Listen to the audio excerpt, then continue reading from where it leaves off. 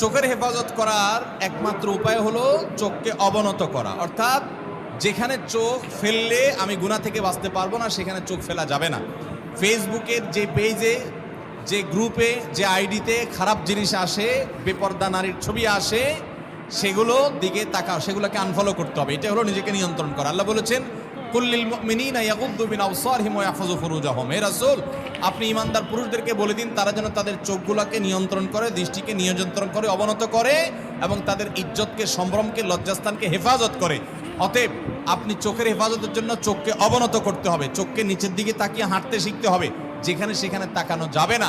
আপনি জানেন যে আপনার কলেজে গেলে, আপনার ইউনিভার্সিটিতে গেলে, আপনি অমুক বাজারে গেলে, অমুক জায়গা গেলে চোখের গুনাহ হয়, তাহলে আগে থেকে নিয়ন্ত্রণ করার ট্রেনিং নেন, প্রতিজ্ঞা করে নিজেকে নিয়ন্ত্রণ করেন এবং অবনত রাখেন। নিচের দিকে তাকিয়ে তাকিয়ে যথাসম্ভব আপনি নিজের চোখকে, দৃষ্টিকে হেফাজত করার চেষ্টাটা করেন।